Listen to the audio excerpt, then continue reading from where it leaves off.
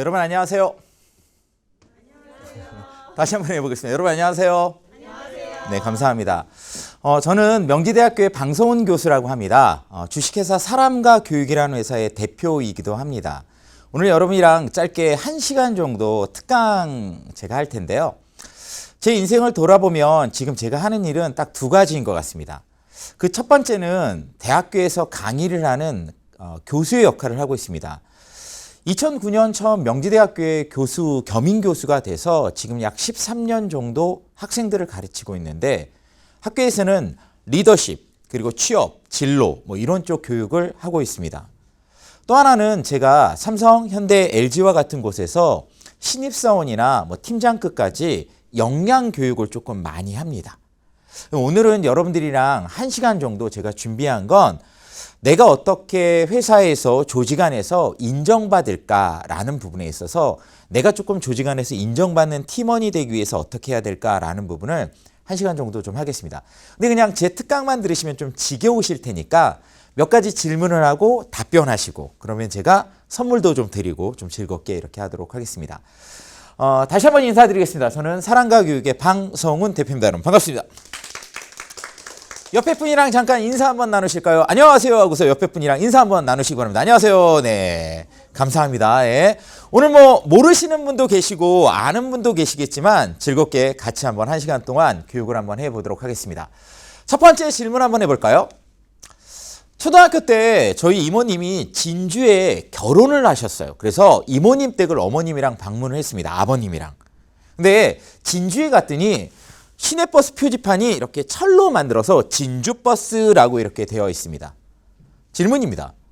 이 진주버스는 1번 쪽으로 갈까요? 2번 쪽으로 갈까요? 라는 게 제 질문입니다. 이 진주버스는 1번 쪽으로 갈까요? 2번 쪽으로 갈까요? 손 드시면 답변할 기회 드리도록 하겠습니다. 네, 손 드시는데 왜 1번이시죠?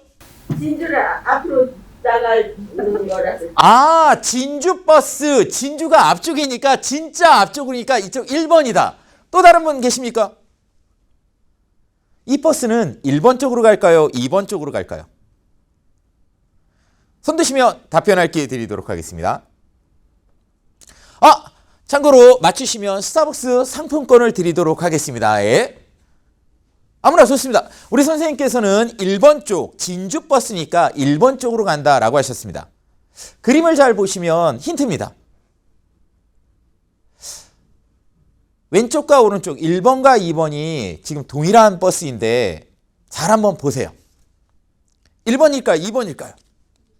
네, 손 드시면. 네, 왜 2번이시죠? 이렇게 표지판을 봤을 때 네. 인도에서 봤을 때 차도가 이렇게 오른쪽 방향으로 가지 않나요? 차도에서 봤을 때 오른쪽 방향으로 이 버스가 가기 때문에 2번 쪽이다. 박수 한번 주시기 바랍니다.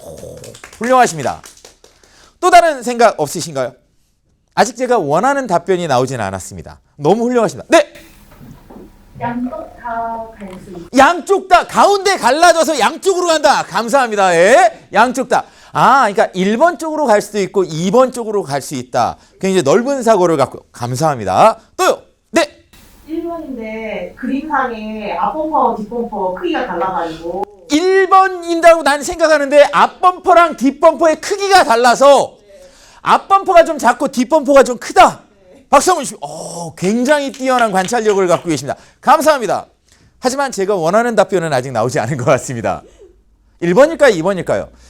버스를 잘 보시면 제가 원하는 답변을 찾으실 수 있을 것 같아요.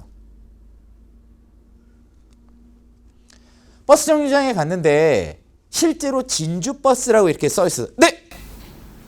1번, 2번도 아니고 정면으로 가는 거고 정면이요? 정면은 앞쪽으로 튀어나오나요? 이 뒤에서 보이는 버스 뒷부분이 아닐까. 박수 한번 주시고. 훌륭합니다. 창의력이 굉장히 뛰어나시네요. 감사합니다. 마지막으로 한 분만 더 제가 들어보도록 하겠습니다. 1번일까요? 2번일까요? 네! 1번이 맞는 것 같은데요. 왜 이유가 뭐죠? 진주버스라고 했으니까 가는 쪽에도 항상 글씨를 진주버스 이렇게 해서 쓰지 않아요? 가는 쪽이니까 진주버스다. 그럼 2번 쪽으로 가면 이쪽에 진주버스 이렇게 스버주진 이렇게 돼야 되게. 감사합니다. 정답 조금만 한 번만 더 생각해 보세요. 여러분은 맞추실 수 있습니다. 버스를 잘 보시면 제가 원하는 답이 나올 겁니다. 버스를 잘 보시면. 요즘 지하철만 타고 다니셔서 버스를 많이 안 타시나 보네요. 지하철을 많이 타셔서 버스를 많이 안 타시나요? 저요. 박수 한번 주시기 바랍니다. 스타벅스 기프트콘 드리겠습니다. 감사합니다. 몇 번이죠, 그러면? 몇 번으로 가죠? 1번. 감사합니다. 정답은 1번입니다. 왜냐하면 이쪽에서 타는 문이 보이지 않아요. 버스는 분명히 타는 문이 있어야 되는데 이쪽에서 보이지 않습니다. 그럼 어느 쪽에 있죠? 반대편에. 대한민국은 우측 통행이니까 반대편에 있으면 버스는 1번인가요? 2번인가요? 1번. 감사합니다. 현대자동차 그룹 신입사원들 강의를 꽤 오랫동안 진행하고 있습니다. 들어가서 동일한 강의를 했어요. 자, 여러분! 1번 쪽일까요? 2번 쪽일까요? 그랬더니 바로 1번이요, 교수님! 이럽니다. 벌써 맞췄나? 막 이랬어요. 그래서 제가 물어봤습니다. 왜요? 라고 했더니 왠지 바퀴가 1번 쪽으로 굴러가는 것 같아요. 바퀴는 왠지 1번 쪽으로 굴러가지는 않습니다. 우리 인생에 있어서 그리고 우리가 회사에서 조직에서 일을 할 때는 항상 원인이 있으면 답이 나오죠. 감사합니다. 1번이요. 진주버스니까 1번 쪽입니다. 아, 네. 2번이요. 앞범퍼와 뒷범퍼가 감사합니다. 예. 아, 앞으로 튀어나올 것 같아요. 감사합니다. 예. 근데 여러분이 생각하시기에도 아마 이 많은 답 중에 1번입니다. 왜냐하면 타는 문이 안 보이기 때문에 뒤쪽에 타는 문이 있으니까 1번입니다 라는 것을 가장 합리적이고 논리적인 답이라고 생각하실 것 같아요. 회사에서 원하는 직원들은 이런 직원이 아닌가 싶어요. 에이, 교수님, 그건 눈치죠, 눈치. 아, 1번으로 간다, 2번으로 간다, 이건 눈치죠. 아, 맞습니다. 저희는 이걸 눈치라고 이야기를 하는데 사실 이걸 전문적인 용어로 뭐라고 하냐면 로지컬 띵킹이라고 이야기해요. 논리적인 사고력이다라고 이야기를 하죠. 오늘 여러분이랑 짧은 시간이지만 이런 문제를 같이 한번 알아보겠습니다. 오늘 강의 1시간은 요 따위로 진행이 됩니다. 예, 요 따위로. 제가 질문하고 답변 주시면 맞추시면 스타벅스 기프트콘이 나가는 이런 이야기로 같이 한번 해보도록 하겠습니다. 다음 두 번째 문제 한번 풀어볼까요? 조금 전에 진주버스 문제를 저희가 같이 한번 알아봤는데 제가 진주버스, 여러분 진주버스는 1번 쪽으로 갈까요? 2번 쪽으로 갈까요? 라고 할 때 여러분은 1년의 과정을 거치셨어요. 그리고 누군가가 제가 가장 원하는 답을 맞추신 분한테 선물을 드렸습니다. 회사나 조직이나 아니면 우리가 개인적으로 어떤 일을 할 때도 모두 다 이 프로세스를 거쳐요. 근데 질문은 오늘 그 프로세스 중에 가장 먼저 한 일은 무엇일까요? 손 드시면 답변할 기회 드리겠습니다. 여러분, 이 진주버스는 1번으로 갈까요? 2번으로 갈까요? 라고 할 때 가장 먼저 하신 일이 무엇이죠? 손 드시면 답변할 기회 드리고 맞추시면 스타벅스 기프트콘 나갑니다. 네! 답을 찾는 걸 먼저 했습니다. 답을 찾았다. 박수 한번 주시기 바랍니다. 맞습니다. 답을 찾았습니다. 근데 답 찾기 바로 전에 하신 게 있습니다. 여러분, 이 그림 진주버스 1번으로 갈까요? 2번으로 갈까요? 라고 할 때 가장 먼저 하신 거. 네네. 버스를 살펴보았다. 박수 한번 주시기 바랍니다. 훌륭합니다. 근데 살펴보시기 바로 전에 하신 게 있습니다. 네네네. 자신감이 없다. 자신감이 없다. 대답할 자신감, 그 바로 전에 하신 거. 가장 먼저 하시는 거. 회사에서 업무를 하실 때 이게 1번이에요. 가장 먼저 우리는 이걸 합니다. 가장 먼저 뭐 하죠? 네네네. 들었어요. 박수 한번 주시기 바랍니다. 스타벅스 기프트콘 드리겠습니다. 역시 네, 감사합니다. 예. 저희는 가장 먼저 하는 건 잘 듣는 거예요. 듣지 않으면 아무리 버스를 바라본다 하더라도 우리는 답을 찾아내지 못합니다. 우리가 잘 듣고 잘 보지 않으면 문제에 대한 해법을 찾아내기 어려워요. 그래서 가장 첫 번째는 잘 듣는 겁니다. 제가 명지대학교 교수를 역할을 하고 있는데 13년 하고 있는 것 같아요. 대학교 4학년 학생들이 제 수업을 듣는데 전 4학년만 가르칩니다. 학생들한테 늘 이야기합니다. 너희들이 회사에 만약 취업을 하면 첫 번째는 잘 듣는 거다. 선배님 말씀만 잘 들어도 너희들한테 선배님이 주어진 일에 50%는 풀린다라고 이야기합니다. 근데 여러분 요즘 저희 잘 듣지 않아요. 대학생도 잘 듣지 않고요. 일반 직장인도 잘 듣지 않고요. 위에 계신 임원들도 잘 듣지 않습니다. 어떻게 보면 대한민국 사회 전체가 잘 듣지 않는 것 같아요. 우리 대학생이신가요? 네. 몇 학년이세요? 네, 1학년. 엄마 말씀 잘 들으시나요? 안 들어요. 예. 잘 안 들어요. 예. 맞습니다. 엄마는 내 이야기 잘 듣나요? 안 들어요. 예. 소통이 안 되는 건 서로의 이야기를 잘 듣지 않아서. 잘 듣고 잘 보고 그 다음에 정보를 파악합니다. 저쪽에 앞에는 범퍼가 큰데 뒤에는 범퍼가 작네. 그래서 생각해요. 범퍼가 큰 쪽이 앞인가? 범퍼가 작은 쪽이 앞인가? 그리고 아이디어를 내요. 그리고 문제를 해결해요. 1번이구나, 2번이구나 의사결정을 해요. 그리고 조직 안에서는 문서 작성을 합니다. 그리고 왜 1번이죠? 라고 제가 물어보면 발표하거나 프레젠테이션을 합니다. 이러고 잘한 사람은 스타벅스 기프트권을 얻죠. 상을 받죠. 높은 고가를 받죠. 못한 사람은 다시 해와! 라고 위에 계신 팀장님이 이야기하실 겁니다. 1번부터 8번까지 강의를 삼성, 현대, LG, 금호아시아나, 쌍용 이런 곳에서 롯데 이런 그룹에서 다양하게 해요. 때로는 8시간 동안 강의하고요. 때로는 7일 동안 하루에 7시간 동안 7일 동안 강의하고 이럽니다. 근데 오늘은 여러분들이랑 1번서부터 8번까지 다 강의하기가 어렵기 때문에 제가 이 1번서부터 8번을 딱 4가지로 이렇게 나눴습니다. 1번서부터 8번을 4가지로 정리를 하면 따라 한번 해보세요. accept. 잘 보고, 잘 이해하고, 잘 듣고 이건 받아들이는 거예요. 엄마 말 잘 들으시나요? 교수님 제가 잘 안 들어요. accept가 잘 안 되는 겁니다. 우린 잘 받아들인 다음에 두 번째는 생각을 합니다. 이걸 저희는 thinking이라고 이야기하죠. 잘 생각하고 난 다음에 저기 버스가 있네. 그러면 1번일까 2번일까? solve. 문제를 해결해요. 조직 안에서 여러분들은 매일매일 이 일을 하실 거예요. 어떤 분은 하루에 10개를 해요. 어떤 분은 일주일에 큰 거 하나를 해결해요. 그리고 나서 다 해결한 다음에 보고합니다.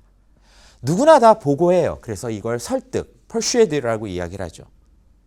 그리고 나서 상을 받든지 아니면 다시 해와 라는 이야기를 듣습니다. 그래서 제가 이번에 책을 지금 썼는데 아직 출간되지는 않았어요. 그 책에 4가지 잘 받아들이고 잘 생각하고 잘 문제를 해결해서 내가 이 해결한 걸 다른 사람을 설득해야 된다라는 것입니다. 이게 조직 안에서 인정받는 팀원이 해야 될 일이 아닐까 싶습니다. accept, thinking, solve, persuade 4가지에 대한 부분이 결국 8가지인데 하나씩 조금 간단하게 한번 알아보도록 하겠습니다. 1번 잘 받아들이기 위해서는요. 첫 번째 한번 읽어볼까요? 제가 여기에 이렇게 글자를 썼는데 한번 읽어보겠습니다. 시작! 네, 마음을 좀 여셔야 돼요. 그래 그림이 저기 있는데 1번인가 2번인가 이걸 보시는 보단 그 이면에 있는 타는 문이 없네 라고 넓은 생각과 넓은 마음을 하시면 잘 받아들일 수 있습니다. 혹시 조금 아까 너무 강의 열심히 들어주셔서 감사한데 좋아하는 음식이 뭐예요? 김치볶음. 김치볶음. 저도 너무 좋아해요. 김치볶음에 이렇게 버터 조금 넣고 버터 향 나면서 김치의 매콤한 너무 좋죠? 야, 제가 너무 좋아하는데. 첫 번째 방송운이었습니다. 두 번째 한번 해보겠습니다. 가장 좋아하는 음식이 뭐죠? 김치볶음. 대학생이 김치볶음 같은 걸 좋아해. 촌스럽게. 1번이 더 마음에 드세요? 2번이 더 마음에 드세요? 1번. 내가 김치볶음밥을 좋아하지 않더라도 내가 안 좋아하는데 좋아해요 라고 이야기하라는 이야기가 아니에요. 단지 내가 김치볶음밥을 좋아하지 않아도 내 친구 영희가 김치볶음밥을 좋아한다면 그렇구나 라고 마음을 조금 여시는 오픈된 마음을 가질 때 우리는 잘 받아들일 수 있어요. 저는 여행을 좋아하는데 여행지에 가서는 반드시 로컬 푸드를 꼭 먹어봅니다. 저희 아내는 이걸 별로 안 좋아해요. 근데 저는 이걸 너무 좋아합니다. 아내는 아내가 좋아하는 음식을 먹죠. 근데 지금 10년, 20년이 지나고 난 다음에 저는 accept, 받아들이는 게 아내보다는 훨씬 더 넓어졌어요. 경험도 많고 그러기 때문에. 대학생인 여러분들이 혹시나 받아들이는 마음이 조금 적으시다면 좀 넓게 받아들이셨으면 좋겠습니다. 넓은 마음을 갖고 다양한 생각을 갖고 우리는 우리의 인생을, 우리의 일을 좀 받아들이셔야 된다라는 이야기를 첫 번째 했고요. 두 번째는 생각하기입니다. 잘 생각하셨으면 좋겠어요. 이걸 thinking이라고 이야기를 하는데 논리적으로, 합리적으로 잘 생각하셨으면 좋겠습니다. 그럼 논리적으로, 합리적으로 생각하는 게 무엇인가? 역시나 두 번째 질문을 한번 드리면서 같이 한번 해볼게요. 어느 날 아침에 일어났는데 저쪽 하늘에 먹구름이 이렇게 껴 있습니다. 먹구름이 낀 걸 보고 초등학생이었었던, 지금은 대학생이 돼 있는데 제 아들한테 불러서 이야기했어요. 야, 민서야! 저쪽 하늘에 먹구름이 껴 있네. 초등학교 3학년짜리 제 아들이 저한테 뭐라고 했냐면, 아빠, 오늘 축구하는데 아싸, 덥지 않겠다. 그러고 끝나요. 중학생이었던 제 딸한테 민지야 저쪽 하늘에 먹구름이 꼈네 그랬더니 사춘기였던 제 딸이 절 보지도 않아요. 시크하게 화장실을 딱 들어가면서 비 올 줄 모르겠네 라고 이야기를 합니다. 제 아들은 먹구름이 꼈다라고 하니까 오늘 아싸 덥지 않겠네 축구하는데, 제 딸은 비 올 줄 모르겠네. 아침에 아침 식사를 준비하는 저희 아내가, 제가 그랬습니다. 여보, 저쪽 하늘에 먹구름이 꼈어 라고 하니까 제 아내는 저한테 뭐라고 이야기하냐면, 여보, 오늘 먹구름이 끼면 비 올 줄 모르겠어요. 이따 나가실 때 뭐 챙겨가세요? 우산 챙겨가세요 라고 합니다. 그리고 제가 아침에 학교에 강의 있어서 가는데 저희 아내가 여보 저 이따 비 올 줄 몰라요. 접이식 우산 갖고 가세요 라고 합니다. 조금 있다가 제 아들과 딸이 엄마 아빠 학교 다니겠습니다 라고 인사하고 엘리베이터 타고 학교를 가요. 둘째 녀석이, 아들이 뛰어올라옵니다. 엄마 비 와요. 우산 주세요 라고 다시 뛰어올라요. 저희 아내와 제 딸과 제 아들 3명이 만약 신입사원으로 회사에 들어온다 칩시다. 인사팀장님이 여러분이시라면 누구와 함께 일하고 싶으십니까? 누구랑 일하고 싶으세요? 누구랑 일하고 싶으세요? 엄마. 왜 엄마랑 일해야 되죠? 감사합니다. 이걸 우린 논리적인 사고력이라고 해요. 먹구름이 끼면 비가 오고 비가 오면 우산이 필요하다. 먹구름은 팩트입니다. 사실이에요. 지금 현재 대한민국 코로나로 굉장히 어렵습니다. 여러분 마스크 끼고 계신데 정말 어려운 시간이죠. 코로나가 끝난 다음에 어떻게 될까라는 건 분석하고 결과를 도출해내는 일이에요. 그런데 여기서 끝나면 안 됩니다. 비가 오니까 뭘 준비해야 된다고요? 우산을 준비해야죠. 그래서 우리는 위드 코로나에 대한 부분을 예전부터 다 준비했어요. 위드 코로나 때 우리 조직은 어떻게 해야 될까요? 나는 어떻게 해야 될까요? 우리 학교는 어떻게 해야 될까요? 그리고 그걸 생각만 하는 게 아니라 구체적으로 행동하셔야만 합니다. 저는 증권회사에서 인사 쪽에서 실무자와 관리자까지 하고 저는 사표를 쓰고 지금 제 회사를 운영하고 있는 대표이기도 하고 겸임 교수 역할을 하고 있습니다. 여러분, 저희 회사는 앞으로 어떻게 나가야 될까요? 우리 학교는 앞으로 어떻게 나가야 될까요? 나는 어떻게 해야 될까요? 먹구름이 끼면 비가 오고 비가 오면 우산이 필요하니까 이걸 준비해야 된다라는 거죠. 근데 먹구름이 끼고 막 비가 오려고 하는데 우산을 준비하지 않으면 우린 비를 맞으면서 집에 가야 돼요. 비를 맞는다는 건 어렵고 힘든 일이죠. 전 여러분이 어렵고 힘들지 않으셨으면 좋겠습니다. 전 자격증이 5개가 있습니다. 주식에 대한 자격증, 선물 옵션, 그리고 FP라고 하죠. 자산관리사라고 봅니다. 파이낸셜 플래너, 손보임보 총 5개의 금융권 쪽 자격증을 갖고 있습니다. 아마도 금융권 쪽에서 10년 8개월을 근무하다 보니까 제가 이런 자격증을 얻은 것 같아요. 제가 장담하는데 위드 코로나 끝난 다음에 대한민국에 지금 돈이 많이 풀려 있는데 앞으로 어떻게 될까? 저는 항상 내가 구체적으로 어떠한 대안을 만들어서 어떻게 실행해야 될까를 고민을 되게 많이 합니다. 2015년 제 딸과 제 아들과 제 아내랑 1박 2일 아주 짧게 부산으로 저희 1박 2일 짧은 여행을 갔어요. 그래서 오후에 KTX를 타고 부산역에 도착해서 해운대 앞바다에서 밥을 먹었어요. 저녁밥을. 그리고 해운대 앞바다를 이렇게 거닐었습니다. 제 딸이 저한테 한마디 합니다. 아마 여러분들도 2015년도에 몇 살이셨죠? 아, 네, 고등학교 2학년. 고등학교 1학년, 중학교 1학년에 감사합니다. 예, 여러분. 감사합니다. 제 딸이 저한테 한마디 합니다. 아빠, 저 과자 좀 사주세요. 해운대 앞바다에서 밥 먹고 난 다음에 밤바다에서. 그래, 우리 딸. 아빠가 다 사줄게. 뭐 먹고 싶어? 아빠, 나 허니랑 버터 들어간 거 먹고 싶어요. 라고 합니다.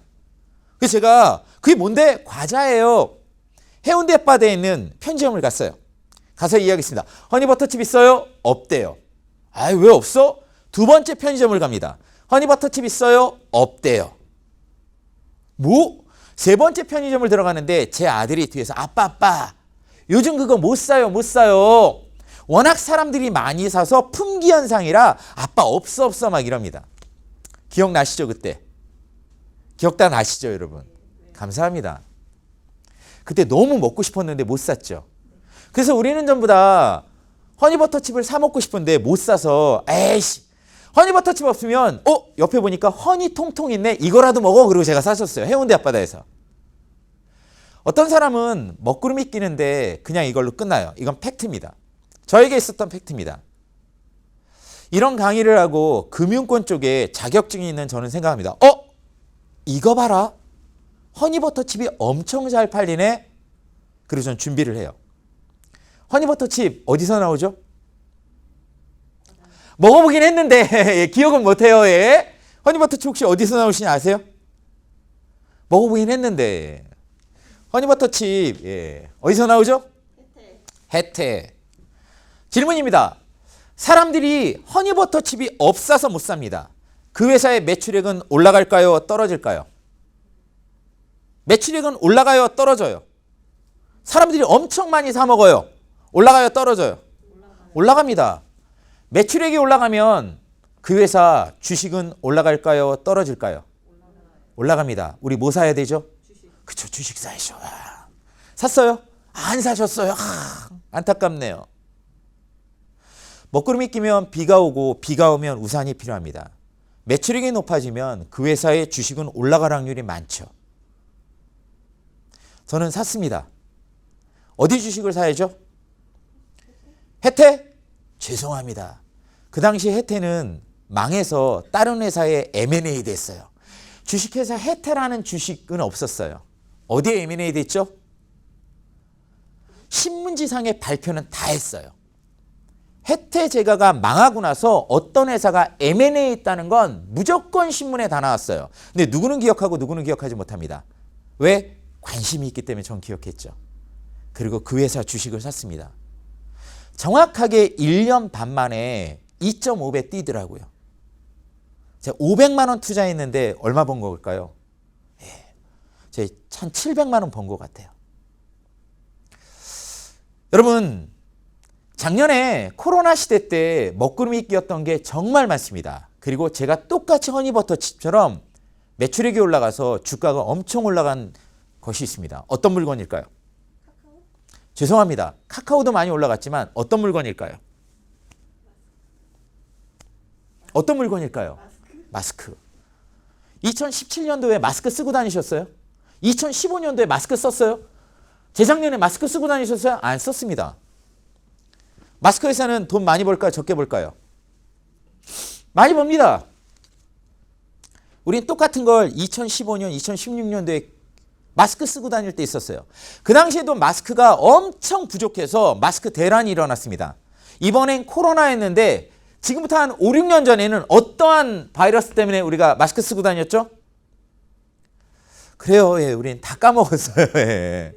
여러분, 저희 뭐 메르스 사태도 있었고요. 다 기억하시잖아요. 과거와 현재와 미래는 연결이 돼요. 저희가 과거를 배우는 이유, 저희가 역사를 배우는 이유는 미래를 예측하기 위해서거든요. 논리적인 사고력이란 이런 것들입니다. 먹구름이 끼면 비가 오고 비가 오면 우산이 필요하다라는 것. 여러분한테 종이를 하나 드리는데 종이를 잠깐 열어보시기 바랍니다. 자, 지금부터 시험은 아닙니다, 여러분. 편안하게 그냥 한번 해보세요. 지금부터 시간을 잠깐 드릴 텐데 그 시간 동안 줄리엣, 데이비드, 스티브, 앨리스, 셀리 이 5명은 친한 친구들입니다.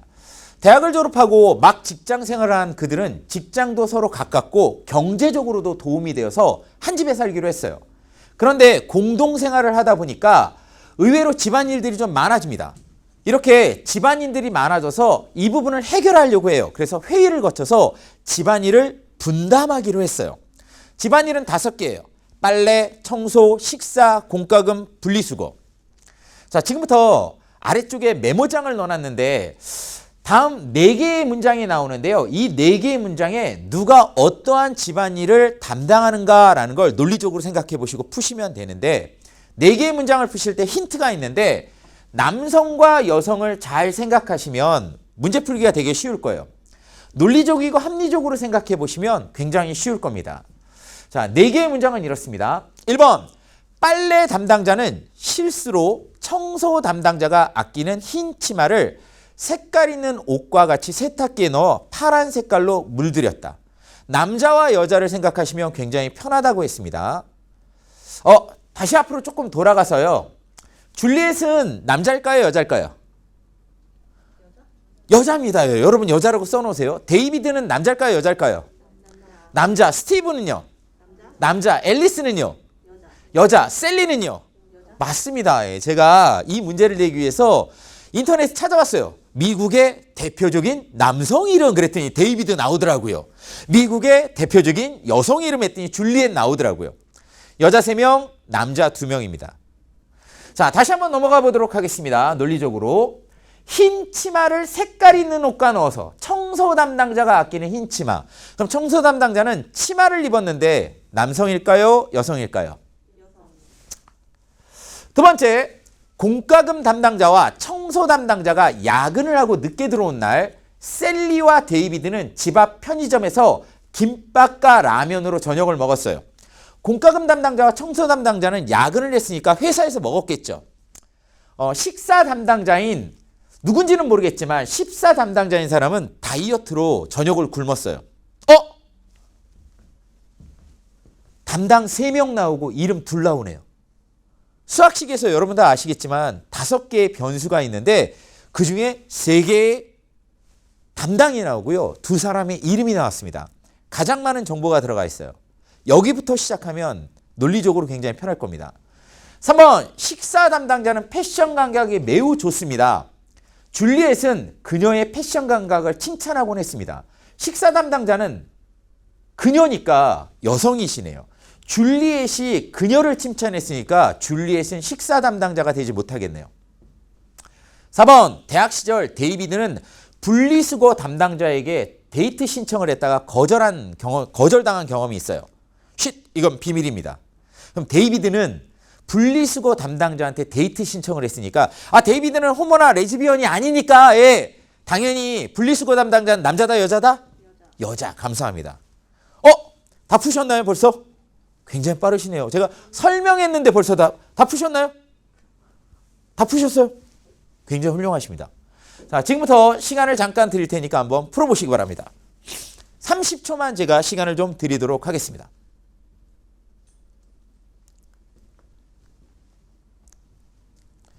이야, 굉장히 빨리 푸셨네요. 예, 맞는지 몰라도 상관없습니다.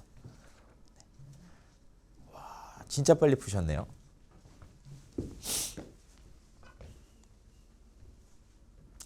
남성과 여성을 구분하시면 풀기 굉장히 쉬우실 겁니다. 평소에도 내가 논리적으로 생각하고 이런 문제를 푸는 걸 좋아하시죠? 네. 많이 경험해 보시면 시간이 굉장히 단축돼요. 근데 많이 경험해 보시지 못하면 시간이 단축되지 않습니다. 여러분 괜찮습니다. 근데 우리는 앞으로 이렇게 논리적으로 생각하는 걸 좀 많이 해보시면 돼요.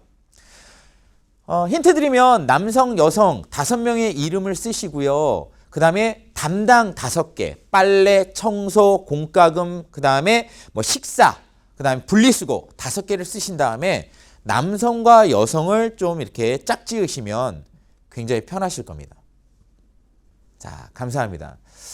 어떤 분은 이런 부분에 있어서 굉장히 시간이 빨라요. 그리고 어떤 분은 좀 시간이 많이 걸립니다. 이거 제가 시간만 드리면 누구나 다 푸실 수 있어요. 그런데 중요한 건 조직 안에서는 항상 일을 할 때, 업무를 할 때 시간과 싸움을 많이 한다라는 거죠. 그래서 평소에도 이런 연습을 조금 많이 해두셨으면 좋겠습니다. 근데 이 평소에 이런 연습을 하실 때 저희가 뭐 이렇게 게임이나 아니면 뭐 이렇게 낱말 퀴즈나 논리적인 사고력 틀, 뭐 이런 것들, 스토크 이런 것들이 있습니다. 이런 걸 좀 많이 해보시면 조금 편안하게 할 수 있습니다. 자, 정답을 한번 같이 한번 발표 한번 해보겠습니다. 자, 스티브 담당이 뭐죠? 줄리엣 담당이 뭐죠? 앨리스 담당이 뭐죠? 데이비드, 셀리. 자, 정답은 공과금, 청소, 식사, 빨래, 분리수거였습니다. 나는 다 맞췄다. 손 들어보시기 바랍니다. 나는 맞췄다. 선물 드리겠습니다. 박수 한번 주시기 바랍니다. 선물 드리겠습니다. 네, 선물 드리겠습니다. 맞히셨기 때문에 역시나 선물 드리도록 하겠습니다. 감사합니다. 그런데 우리 여러분, 제가 여러분한테 드리고 싶은 이야기는 시간만 되면 생각하기는 다 해요. 근데 오늘 제가 강의할 내용에 논리적으로 잘 합리적으로 생각하라라는 부분 중에 실천사항의 힌트 하나를 드리겠습니다. 여러분이 쓰신 종이를 잠깐 보세요. 메모지를 잠깐 보세요. 혹시 어떻게 쓰셨나요? 거의 대부분 이걸 푸세요라고 하면 사람들은 이렇게 풉니다. 아, 스티브, 빨래, 데이비드, 공과금, 아, 이거 틀렸네, 이거 맞네, 아, 이거 X인 것 같아, 막 이렇게 씁니다. 나는 이런 식으로 나는 이 문제를 풀었다. 손 들어보시기 바랍니다. 저한테 설명해 주세요라고 하면 나중에 설명이 잘 안 돼요. 근데 논리적으로 잘 생각하시는 분들은 풀 때 이렇게 풀지 않고 약간 고생스럽지만 박스 안에 이 문제를 풉니다. 혹시나 있을지 모르겠는데 가로에는 사람 이름, 세로에는 담당, 그리고 동그라미 X, 동그라미 X, 동그라미 X로 이렇게 풀면 명확하게 나온다는 거죠. 나는 이렇게 풀었다. 손 들어보시기 바랍니다. 박수 한번 주시기 바랍니다. 박스를 그리셨네요. 선물 하나 드리도록 하겠습니다. 네. 분명한 건 이건 설명하기 편해요. 어떻게 스티브가 뭐야? 아, 앨리스가 뭐야? 설명 좀 한번 해봐. 그러면 이거 보고 설명하기는 굉장히 편합니다. 여기에 힌트인 남자와 여자에 대한 부분을 각각 써 넣으면 더 명확하죠. 박스를 그리는 데는 시간이 조금 많이 걸려요. 그런데 한 번 해 놓으면 그 다음부터는 굉장히 쉽다라는 거예요. 앞으로 여러분이 어떤 논리적인 생각이나 사고력을 넓히기 위해선 박스라도 그려서 정리를 하는 습관을 가지시면 논리적인 생각이 훨씬 더 풍부해질 수 있어요. 따라 한번 해보세요. 박스를 그려라. 이걸 전문적인 용어로 MEC, 미시, 로직 트리, 그 다음에 가설, 2 곱하기 2 매트릭스 이렇게 부릅니다. 근데 제가 오늘은 짧게 여러분한테 여러분 앞으로 하실 때 정리하시고 논리적으로 생각하실 때 다른 사람한테 설명하게끔 박스에라도 넣어주시면 좋겠습니다 라는 걸 알려드리고 싶어요. 이게 두 번째 저희가 할 수 있는 thinking, 생각하기. 논리적으로 생각을 해라. 그리고 박스 안에 넣어라 라는 이야기로 말씀드리고 싶습니다. 감사합니다. 세 번째 여러분이랑 이제 해결하기라는 부분인데 문제를 해결해라 라고 문제 해결에 대한 부분 설명을 잠깐 드릴게요. 조직 안에서는 일을 할 때 항상 문제 해결을 합니다. 어떤 업무가 나한테 주어진다는 건 내가 문제를 해결하는 거예요. 방성훈 씨, 이거 보고서 좀 작성해요 라고 하면 보고서를 작성하는 문제를 내가 실행하는 거죠. 아, 월말 예산에 대한 부분 결산을 해야 되겠다라는 것도 문제 해결이에요. 짤막하게 문제 해결에 대한 부분을 한번 알아보겠습니다. 적으셔도 좋고요. 사진을 찍으셔도 좋은데 오늘 이게 답니다. 문제 해결에 대한 부분에 있어서 1번에서부터 4번까지인데 실제로 실습 여러 가지로 8시간 동안 교육을 해요. 근데 오늘 짧게 여러분이랑 연습 한 번만 해보겠습니다. 이따 제가 사진 찍는 요거 사진 찍으세요 라고 한번 말씀드릴게요. 자, 전부 한번 따라 한번 해보시기 바랍니다. 현상. 현상은 뭘 현상이라고 할까요? 현상의 정의가 뭘까요? 현상이라면? 박수 한번 주시기 바랍니다. 오, 서비스 기프트 건드리겠습니다. 오, 야. 앞에 앉으신 분들이 오늘 다 맞추시네요. 예. 현상이란 현재의 상태를 현상이라고 합니다. 자, 따라하세요. 현재의 상태. 현상이란 현재의 상태, 현재의 상황을 현상이라고 합니다. 두 번째 질문인데 목표는 뭘 목표라고 할까요? 목표. 목표는 따라하세요. 원하는 상태. 원하는 상황. 이걸 우리는 목표라고 합니다. 마지막 가장 중요한 그럼 문제는 뭘 문제라고 하죠? 문제의 정의가 뭐죠? 오늘 지금 세 번째는 저희는 문제 해결에 대한 부분을 이야기하려고 하는데 문제를 해결할 때 문제의 정의를 잘 알아야 하는데 문제는 뭘 문제라고 하나요? 문제. 아, 나 문제가 많아. 이번에 큰일 났어. 막 이러시면서 여러분 문제 얘기 많이 하시잖아요. 그럼 문제를 파악하실 때 문제의 정의를 명확하게 알면 문제 해결은 굉장히 쉽습니다. 문제는 뭘 문제라고 하나요? 박수 한번 주시고. 방해가 되는 그걸 우리는 방해물, 장애물이라고 하는데 문제 안에 장애물이 들어가요. 조금 더 포괄적으로 문제에 그러면 95점 드리겠습니다. 뭘 문제라고 할까요? 네, 제가 알려드리겠습니다. 꼭 기억하셨으면 좋겠어요. 오늘 문제의 정의만 알고 가셔도 됩니다. 문제란 현상과 목표의 차이를 문제라고 합니다. 자, 따라하세요. 현상과 목표의 차이. 현상은 현재의 상태, 목표는 원하는 상태입니다. 이 차이를 문제라고 이야기합니다. 앞에서 오늘 강의 잘 들어주시는데 너무 고맙습니다. 현상 한 번만 이야기할게요. 현재 대학생이시면 용돈 받으시죠?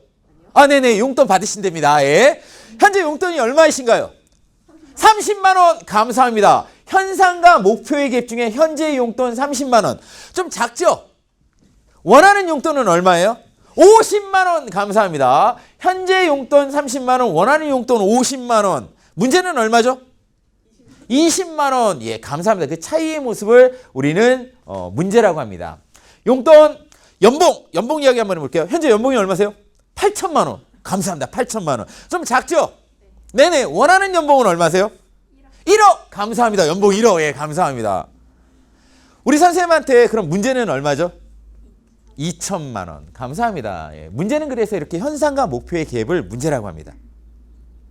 어렵지 않습니다. 근데 참 많은 기업에서 컨설팅을 하는데 문제 컨설팅 하는데 문제 해결 컨설팅 하는데 문제를 잘 못 찾으세요. 자, 우리 선생님 두 분 30만 원, 50만 원 우리 학생 그 다음에 옆에 계신 선생님 연봉 8천만 원 어느 기업? 저도 좀 스카우트. 예, 감사합니다. 예. 원하는 연봉 1억입니다. 그래서 2천만 원이 문제입니다. 저도 문제가 좀 있어요. 선생님, 제 문제도 좀 해결해 주세요. 제 문제는요. 현상, 나는 자주 지각한다예요. 목표는 뭘까요? 현상은 지각한다예요. 목표는? 지각하지 않는다. 감사합니다. 너무 잘해 주셔서 감사합니다. 저한테 문제는 뭐죠? 저는 문제가 뭐죠? 여러분 너무 하시는데요. 아까 우리 학생 거는 저기 그 용돈 20만 원 금방 찾아주시고 연봉 2천만 원 금방 왜 제 문제는 안 찾아? 제 문제는 뭐예요, 여러분? 늦게 출발. 저 늦게 출발하지 않아요. 저 시간 관리 잘해요. 질문이에요. 왜 조금 아까 용돈 20만 원, 연봉 2천만 원은 찾기 쉬웠는데 여기에는 이 문제에는 문제 찾기가 왜 어렵죠? 정답이십니다. 숫자가 빠져 있어서. 회사에서 내 위에 있는 팀장한테 내가 결제를 갖고 가요. 팀장님 결제해 주시죠 라고 했는데 문서를 바라보고 팀장님이 나한테 사인을 잘 안 해줘요. 그런 분은 꼭 생각해 봐야 돼요. 내 문서 안에 숫자가 빠져 있고 문제가 명확하게 있는지. 팀장들은 문제를 자기가 발견하는데 이렇게 갖고 가면 문제가 안 보이니까 다시 해와 라고 할 확률이 되게 높아요. 근데 조금 아까처럼 용돈 30만 원, 용돈 50만 원 이건 너무나 눈에 딱 보이니까 팀장들이 사인을 금방 하죠. 문서 작성의 핵심은 여기에 있을 것 같아요. 그런데 그렇다면 이렇게 숫자가 빠져 있는 문제들도 있습니다. 그럴 땐 문제를 어떻게 해결해야 될까? 자, 제가 문제가 잘 보이지 않으면 자, 같이 한 번만 읽어볼게요. 시작. 문제를 찾기 어렵다면 현상과 목표, 사진을 찍어 비교해라. 문제가 잘 보이지 않을 때는 현상을 사진을 찍습니다. 찰칵. 현재의 상태를. 원하는 상태, 목표를 사진을 찍습니다. 찰칵. 그리고 이쪽 화면과 이쪽 사진을 비교해서 이쪽엔 보이는데 이쪽에 안 보이는 거. 그게 문제예요. 자, 한 번만 보여드리도록 하겠습니다. 연봉 8천만 원 우리 선생님 맞죠? 만원짜리 8,000장 깔아놓습니다. 8천만 원. 책상에 사진 찍으세요. 찰칵. 원하는 연봉 얼마라고요? 목표? 1억. 감사합니다. 만원짜리 만장 1억 깔아놓습니다. 찰칵. 이쪽엔 있는데 이쪽에는 안 보여요. 얼마 차이 나죠? 2천만 원 차이가 난다는 겁니다. 그래서 문제가 2천만 원이 결국 문제가 된다는 겁니다. 자, 두 번째로 그러면 사진을 찍는데 숫자가 빠진 현상과 목표를 보여드리도록 하겠습니다. 현상, 아내가 아침밥을 안 차려준다. 저희 아내가 가정주부인데 아침밥을 남편한테 계속 차려주다가 어느 날 아내가 아침밥을 안 차려줘요. 현상이에요. 목표는 아내가 아침밥을 차려준다예요. 예전처럼. 사진 찍습니다. 문제가 무엇인지 저랑 한번 해볼게요. 아침밥이 안 차려져 있는 식탁, 찰칵. 아침밥이 차려져 있는 식탁, 찰칵. 이쪽엔 보이는데 이쪽에는 안 보입니다. 문제 뭐죠? 아침밥 정답이십니다. 예. 아침밥.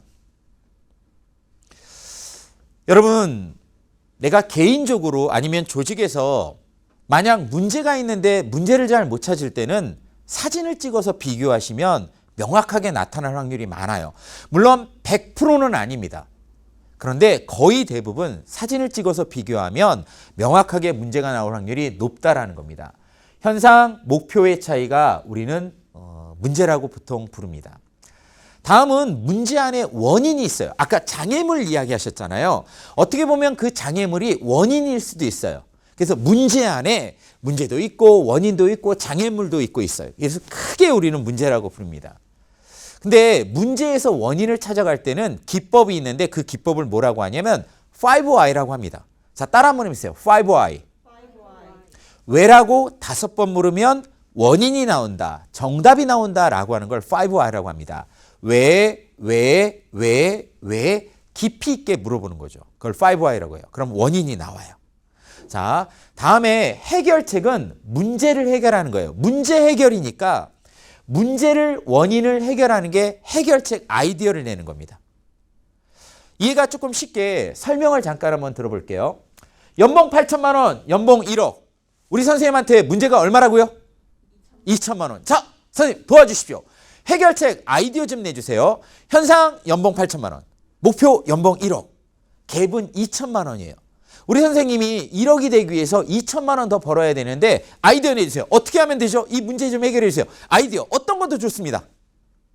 이직한다. 회사 때려치우고 1억 주는 데 간다. 감사합니다. 또요.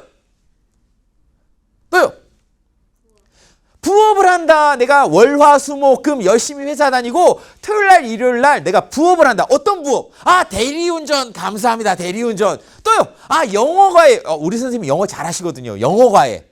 또요. 여러 가지가 있을 거예요. 자, 그런데 여러분 설명드릴게요. 조금 아까 문제 해결이라고 했습니다. 저희는 뭘 해결하는 게 문제 해결이라고 했죠? 문제 해결이잖아요. 해결은 뭘 해야 되는 거예요? 문제 해결이니까 뭘 해결한다? 문제를 해결해야 돼요. 자, 선생님 제가 질문 하나 할게요. 해결책 2개가 나왔습니다. 1번 회사 때려치우고 1억 주는 데 간다. 2번 내가 회사 열심히 다니면서 부업한다. 대리운전. 1년에 2천만 원 더 번다. 자, 선생님 질문 하나 할게요. 지금 회사 때려치우시면 1억 주는 데 있어요 없어요? 없어요. 불가능하시대요.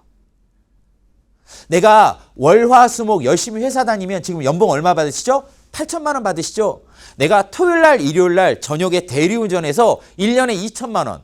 한 달에 150만 원, 180만 원 받으시면 이건 가능하기는 한가요? 불가능한가요? 가능하시대요. 예. 맞아요. 이건 가능해요. 근데 연봉 1억 주는 데 가는 데는 불가능해요. 문제 해결은 뭘 해결하는 거라고요? 문제. 1번 회사 때려치우고 1억 주는 데 간다. 이 해결책은 2천만 원을 해결하는 거예요? 1억을 해결하는 거예요? 1억. 그건 목표를 해결하는 겁니다. 이건 문제 해결이 아니에요. 이건 불가능할 때가 되게 많아요. 근데 많은 회사에 가서 컨설팅을 하다 보면 문제를 해결책을 목표를 해결하려고 합니다. 1억을 한 방에. 그럴 땐 좀 어려워요. 2천만 원만 해결하는 거, 부업하는 거, 아르바이트 한다. 이건 가능합니다. 해결책 2천만 원 해결하는 거, 부업을 한다, 아르바이트를 한다, 집에 있는 물건들을 당근마켓에 계속 판다. 그래서 1년에 2천만 원 내가 팔아서 번다. 여러 가지 아이디어가 나올 수 있습니다. 문제 해결은 목표 해결이 아니라 문제 해결이에요. 자, 다음에 현상 아내가 아침밥을 안 차려준다. 목표 아내가 아침밥을 차려준다. 문제는 뭐라고요? 아침밥. 제가 아침밥을 이제 해결합니다. 아내한테 가서 아침밥을 해결합니다. 여보 아침밥 차려줘. 여보 아침밥 차려줘. 막 아침밥을 차려달래요. 안 차려줘요. 이럴 땐 원인이 있는 거예요. 아내가 제 문제를 해결해 주지 않을 때는 원인이 있는 거예요. 내가 문제를 열심히 해결하는데도 문제가 계속적으로 남아있다면 원인이 있는 겁니다. 그럴 땐 5Why로 물어봐야 돼요. 자, 저 좀 도와주세요. 왜 이렇게 물어보시는 겁니다. 저랑 같이 한번 해보겠습니다. 현상 아내가 아침밥을 안 차려준다. 목표 아내가 아침밥을 차려준다. 문제는 뭐라고요? 아침밥. 처음에 뭐 물어봐야 될까요? 왜라고?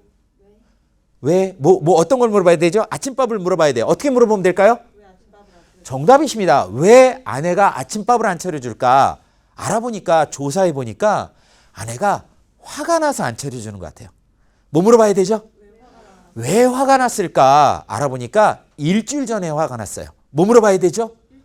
일주일 전에 왜 화가 났을까? 알아보니까 일주일 전이 결혼 25주년 기념일이었는데 내가 술 먹고 늦게 들어갔어. 아내가 화가 난 원인은 뭐 때문이죠? 그렇죠. 결혼 기념일 날 내가 술 먹고 늦게 들어갔어.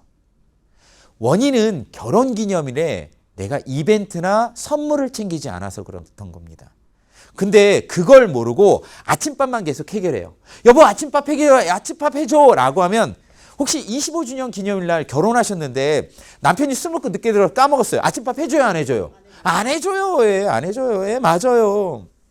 해결책 아이디어 내주세요. 어떻게 하면 저희 아내가 아침밥을 절 해줄까요? 아이디어 내주세요 여러분. 어떻게 하면 되죠?